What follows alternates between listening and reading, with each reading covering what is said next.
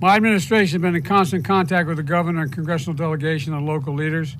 As soon as I got the governor's request, I signed the major disaster declaration that mobilized the whole of government response, which means whatever you need, you're going to get.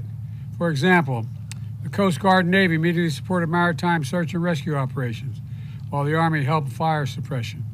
Here's what we've been doing since. First, we focused on search and rescue, which is still going on. Right now, there are over 450 search and rescue experts working round the clock. Second, I've identified FEMA's Administrator Griswold to lean forward, as she always has done, to help survivors get immediate aid.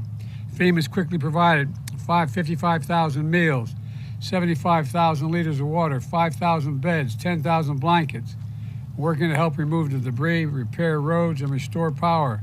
Additionally, my Department of Housing and Urban Development is working with the state to make sure survivors can move from emergency shelters into temporary housing to finally have a permanent place to call home as well.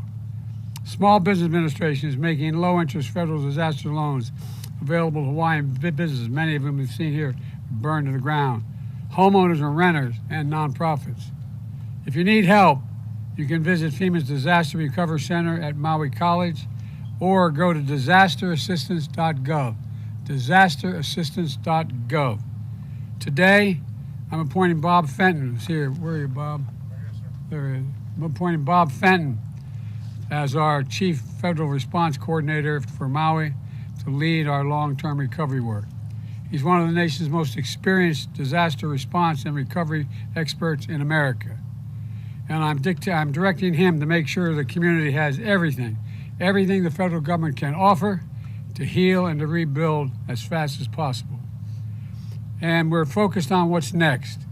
That's rebuilding the long term, rebuilding for long term, and doing it together to help get us back on our feet, to rebuild the way we want to rebuild, by making sure your voices are heard, by respecting your traditions, by understanding the deep history and meaning of this sacred ground, and establishing your community not to change its character, but reestablish it.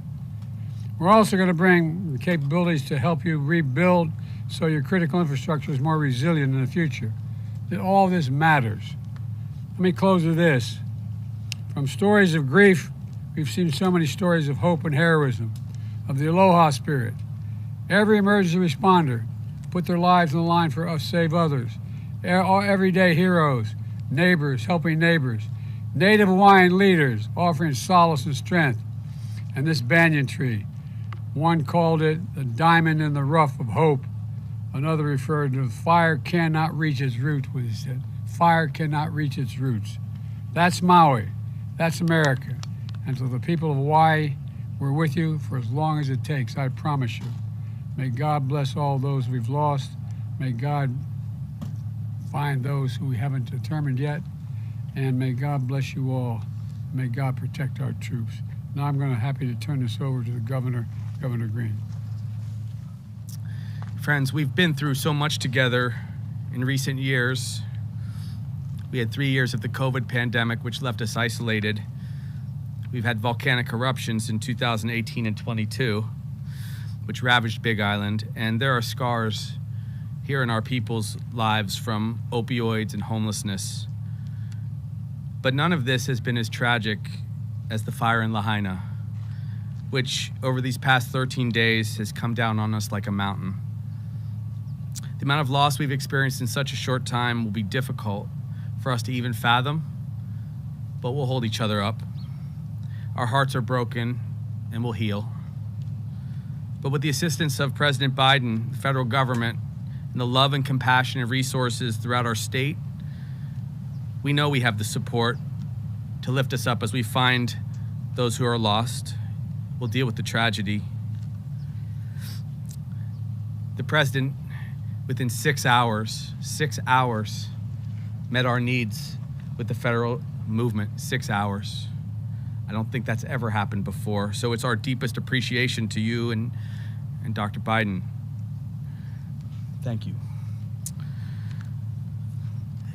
The people of Lahaina will need time, we know, to heal, to recover, to grieve. And thank you, Mr. President, for understanding that and for sharing, as we've shared, that Lahaina belongs to its people, and we're committed to rebuilding the way the people of Lahaina want. We want to emphasize that again. This land is for the people of Maui, and it's reserved as they return and rebuild. So we've instructed, with the wisdom of the President and the wisdom of other first responders and FEMA, to reach out to our Attorney General and enhance criminal penalties for those who would take advantage of our victims. She will share more about that in coming days. Right now, I want to speak to the world. And when I say this, of course, no one can travel to West Maui right now. We will share when that is possible again. Only returning residents and authorized emergency relief workers should come here now. But all of the other areas of Maui, friends, and the rest of Hawaii are safe. They're open, they're available. The mystique and love here, the aloha, is here for you. And the reason I say that is because when you come, you will support our local economy and help speed the recovery of the people that are suffering right now. The thousands and thousands of family members that may have had loss, who will still have to care for the others that remain. Briefly, to support those who have been affected by the fire, the American Red Cross has stepped up. Please support them. They're supporting our people. The Hawaii Community Foundation, again, another place you can lean in.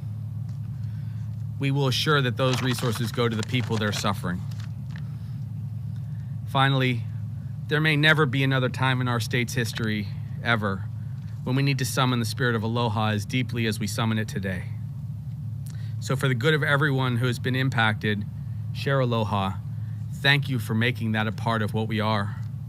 The world is watching, and we will show them the true strength of our culture, our people, and all that we believe.